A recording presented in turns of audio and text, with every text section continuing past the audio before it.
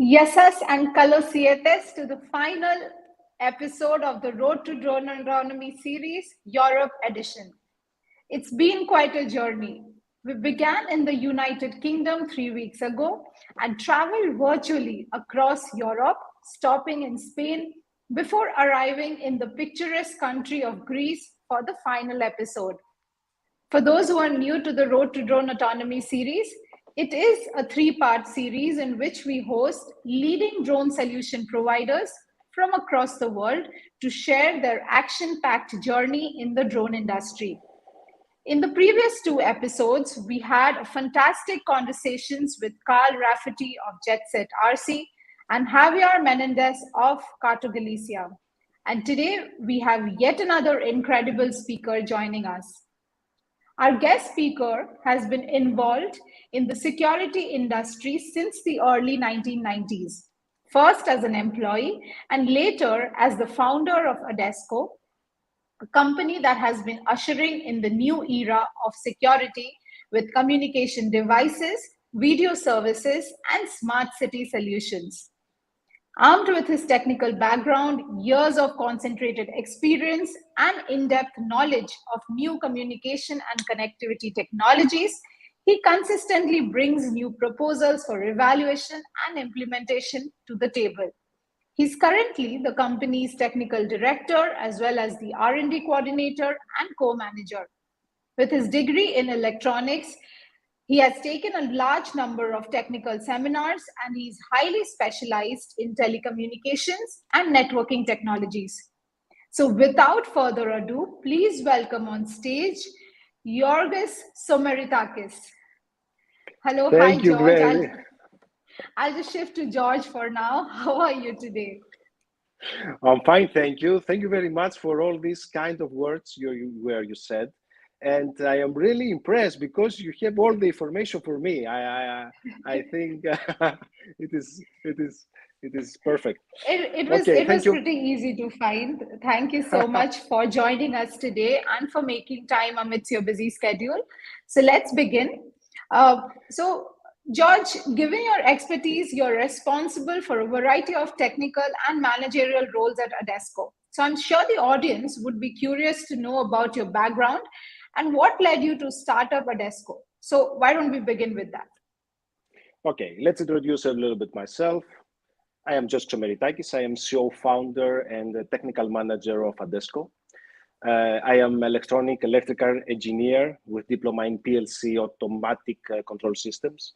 I have been in the field of security systems since 1993 and have been in charge of the technical department at the largest companies in the sector.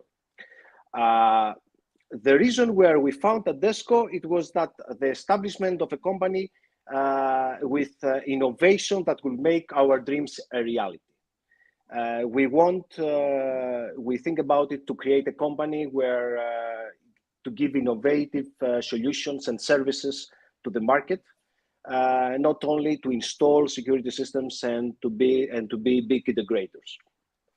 So when I and my partner created ADESCO in 2011, we had a lot of experience in field of security, and we were all business executives in wholesale and retail in security systems.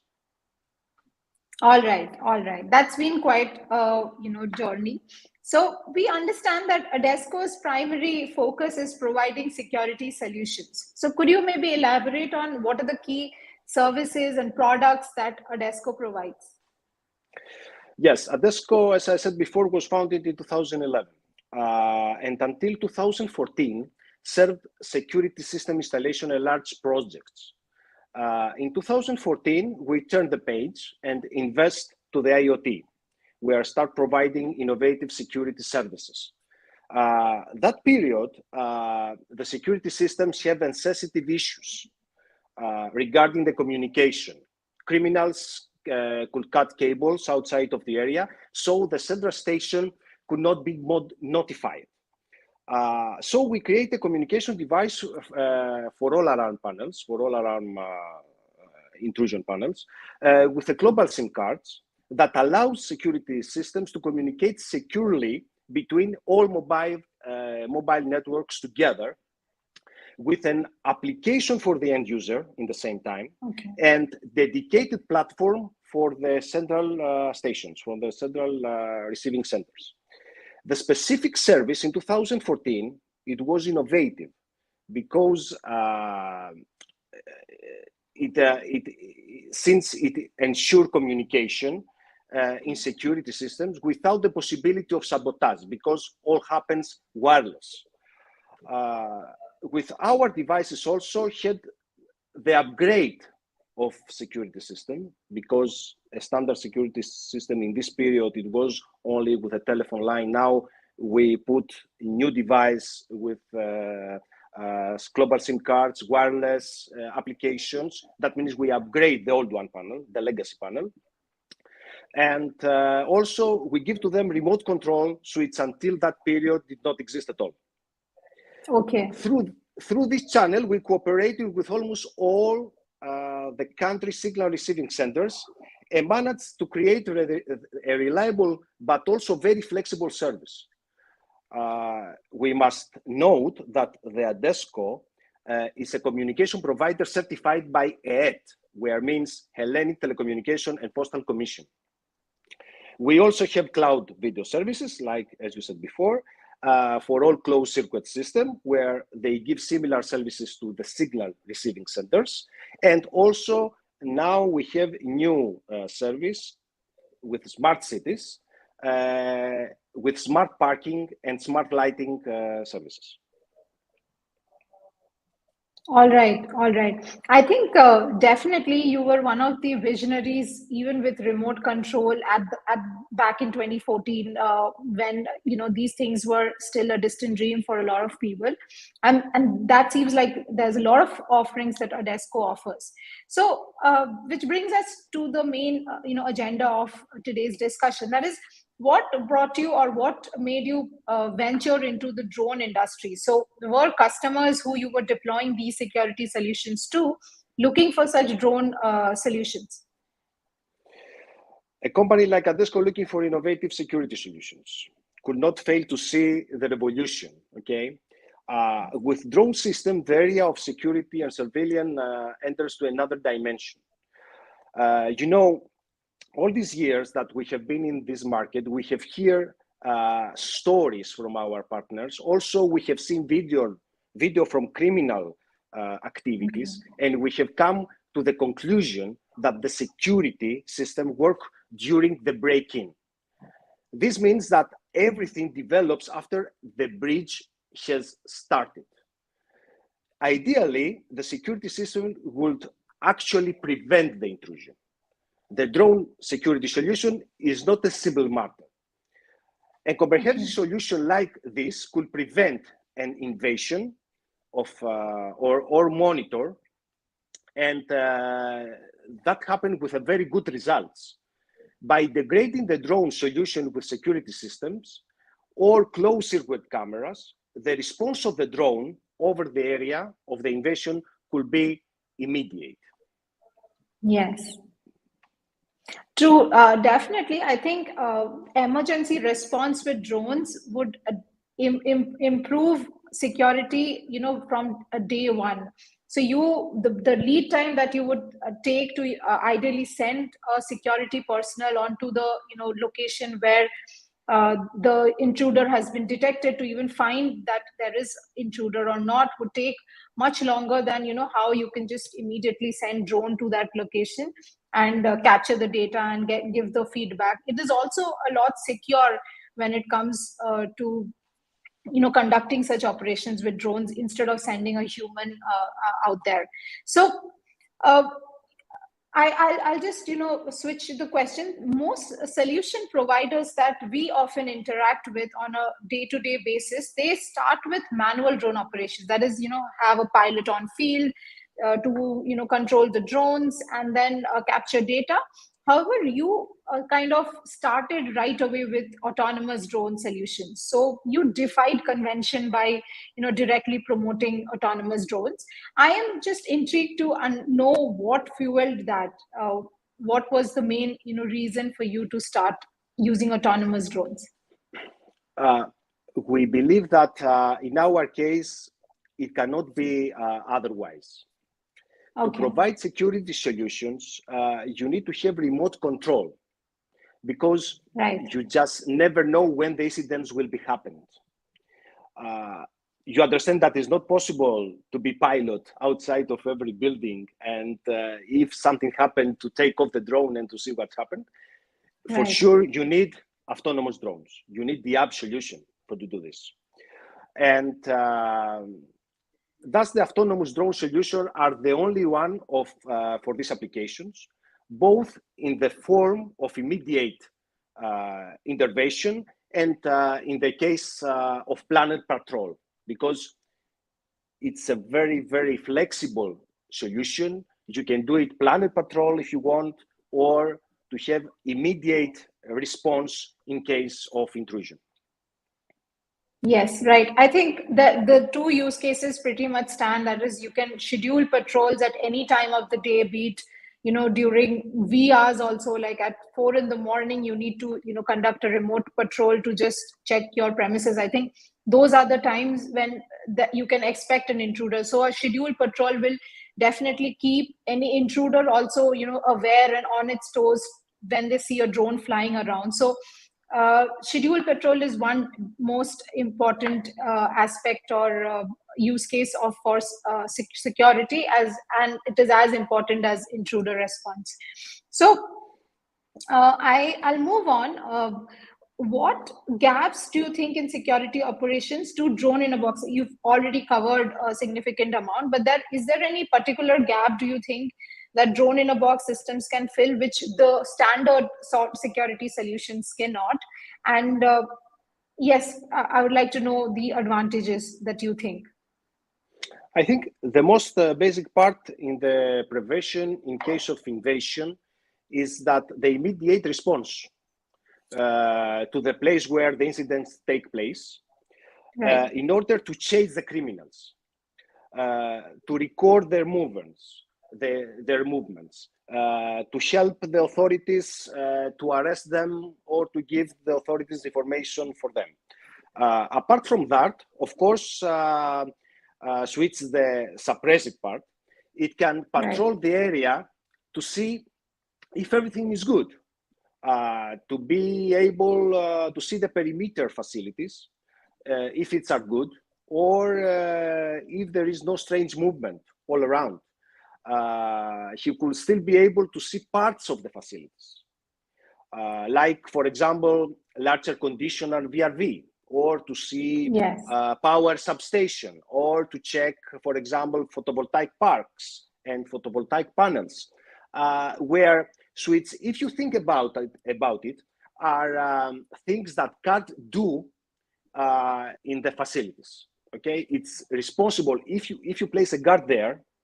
Also, the responsibility of this guard is to do this, to do a patrol and to check the substation, for example, or to check if everything is correct in the perimeter secure area. I think all this, you can do it with a drone very easily, reliable, flexible, and immediate. Right, and I think one thing that is not highlighted a lot is it's eco-friendly. If you want to send a human to a particular site to conduct these patrols, you would need to have a vehicle, you to spend on fuel. Drones being battery powered is much more environment friendly as well. So in addition, and not only the fuel, by Sally, you need also, there are some cases where it is not possible to approach the area. For example, if you have in the mountain parks and have a lot of snow, it is not possible to approach the park. That means you need to have something there to be accurate, to be immediate, okay, to take off and to give you the information in the same time where this happened. It's very sensitive. The security is very, very sensitive market, because you have to do with criminals, maybe you have to do with the lives. It's another thing. It is not only inspection. Right. Definitely, I totally agree to what you said, and it's a very valid point. It's very important. it becomes very important, especially when there are hard to reach areas or inaccessible terrain, and drones can reach there in the blink of an eye. So that's definitely an important point. So moving on, what brought you, or why did you choose the Hextronics' drone in a box solution when there are so many other, affordable, low-cost drone docking stations available in the market? Hextronics. For 2 years now, we have been trying to find a solution to protect security more.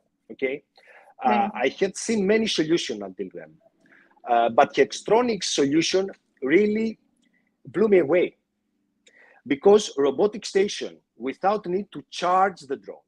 Because I have seen a lot of solutions where you need to charge the drone. That means Right. 1 and more hour in charge. That means in this case, your drone is down. It is not possible to take off if you need something. Always I talk for security. With 6 batteries for continuous flying, with Yes. robust construction and competitive price, that exactly needs the safety systems. This is my opinion.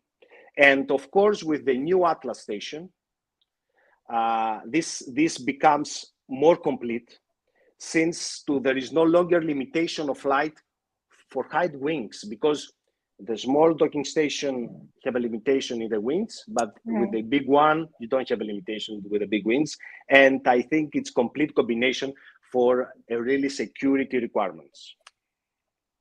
Definitely. And I think with Kurt and his team at Hextronics coming up with the Atlas 300, which is going to be compatible with the powerful DJI M300, it is going to be an easy solution for all weather or any such windy conditions. I'm sure Greece is a very windy country. So definitely it would be a very good solution for security operations in Greece. So wanting to understand a little about Greece, what's the customer's perception about drone in a box deployments? You mean for the regulator environment?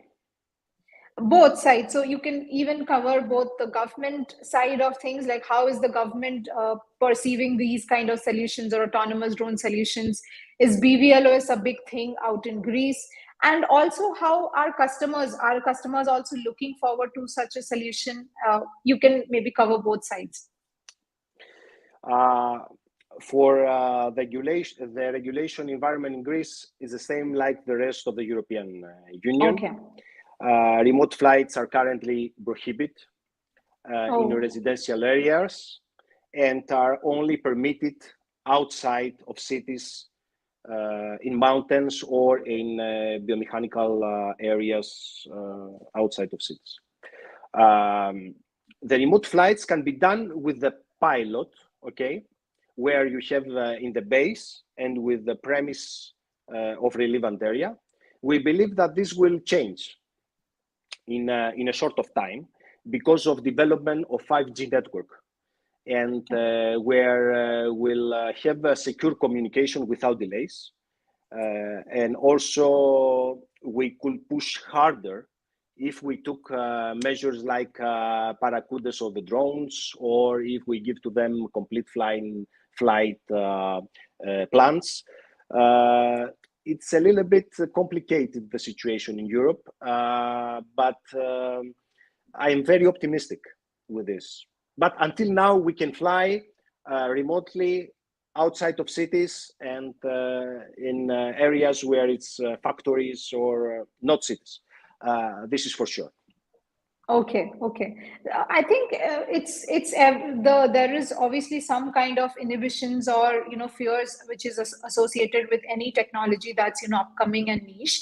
But definitely, if there are with visual observers and with more such use cases and applications of drone docking stations, I'm sure the government and European continent in general is going to open up to more such operations. We definitely see every day something or the other Correct. coming up on the regulatory front. So again, moving on, maybe if you could share like an anecdotal story from one of your customer demos, now that you're giving so many demonstrations to the customers with the Hextronics docking station. So is there any experience that you would like to share with the audience? Actually, you know, the only, let's say, funny, it was that the time where we take off the drone from a station, from remote site, okay? Awesome. And we don't realize that in the docking station place, there is a wind. It was there 7 days before, something like this. We don't realize that. And we take off the drone with the 50% battery only to take some images all around. Okay. And suddenly we realized that the drone traveling by himself. And of course, we landed outside of box. With your software, everything, it works perfect. We see where the drone goes, and immediate my partner, my caller arrive. We collect the drone, and really the customer impressed from the accuracy of the software, and also that the drone landing without any damage, nothing at all, very easily. Of course, after that we continue the demonstration. This is the only funny thing, I think. Not so funny, No, maybe, but the only strange, you know, the only strange when you try to do some demonstration all the time, you face different things, but always you see that you can handle that. And this is very nice. Yes, thank you for sharing the story, George. I think this is, I mean, every drone solution provider at any point of time might have come across these, you know, uninvited situations. And also thank you for the kind words on FlightNow's software solution that you've been using for a while now. I'm sure your experience has been good so far, and we hope to continue providing your software better experience. Yeah, thank you again. So I think let's move on to the last few questions, which is how can people or enterprises who are there today with us and in Greece or in the neighboring region use your services? So how can they, if they want to reach out to you, how can they get started? And also, do you provide services in other countries around you? If you could share that. We operate in Greece and Cyprus, and any company that wants to drone solution for security, and not only, of course, for security, but we have big experience in security field. Yes. We can turn to us and to help them to implement it. This is the main point for ADESCO for now. We're looking for a new experiences. We want to integrate and also to do difficult projects. We like very much this, and I think we are here for everyone wants to do complicated projects with a drone. You're really up for a challenge. I think there will be people in the audience who are going to be sending you emails right away that I am looking for a solution for so and so. Will you have a solution to provide? And I think, yes, so I'll just quickly share my screen once again, once the conversation, and we will provide the email contact information as well as website of ADESCO for you to, you know, reach out to George if you have any problem statements and you want it to be solved with drones. So definitely feel free to reach out to him. I think the final question would be, what do you think about the industry's future? What's the vision? Where do you think the industry is headed? As I said before, we believe that a lot in the app solution, in the app security industry. Our vision is for the drone solution to be extended to the whole security part, because I believe that the immediacy that will exist with the incidents will be impressive with excellent results. Imagine drone station in a city of Athens, where can locate it in specific points, okay, and that can fly and monitor areas or respond to the security incidents, and not only, maybe to an accidents, maybe to a fires, okay, and its evolution to be able to travel from one station to another in order to refuel and from there to extend the journey, okay, kilometers away. Right. With the new mobile and landlines network, I believe that this is realistic and will be happen in the coming years. This is my dream. I think it is possible in the next years, and I think it's a revolution. The drone solution, it's a revolution. I am sure for this. I think that's a brilliant ending, George. We also have a similar vision. We've always, dreamt of how, mobile phones came in and changed the whole ecosystem. Correct. Right, people were initially Correct. wearing, reading newspapers, and they moved into smartphones, and now we definitely see more drones flying, moving ahead. And thank you again. So we can end the show with maybe one piece of advice that you would like to share with other aspiring entrepreneurs. I encourage companies to invest to the drone solutions, to the drone space, not only for security, but for any application. Drone service are sure a gutter to all sectors in the future. This is my opinion. Thank you. I think, George, that is a good amount of motivation for other people in the audience who are still, contemplating whether or not to get started with drone docking stations and drone solutions. You've shown them a bigger picture, and definitely that will help everyone out here. So I'll just quickly share the contact details of our speaker today, so you can find it out below. If you have any questions that are particular to Flight Now and Flight Now solutions, so you can either head out to our website, that is flightnow.com, fill up the contact form, or you can directly send out an email to flightnow@flightbase.com. We will be more than happy to help. And if you have anything, any queries for George, please feel free to reach out to them. Thank you again, everyone. You've been an amazing audience. We really appreciate your participation and for sticking through the entire season. This was a 3-part series, and we are overwhelmed with your support and feedback that we've received so far on the entire show. So we will hopefully be back with another season of the Road to Drone Autonomy series, featuring another geography. This was Europe edition for you. So thank you again, everyone. George, do you want to share some final thoughts before we close for the day? Thank you very much for your invitation, and I am happy, Switch, you give us time to talk about the round-of-clock security. Thank you again. Have a fantabulous day, everyone. Have a great time ahead. Thank you. Have a nice day.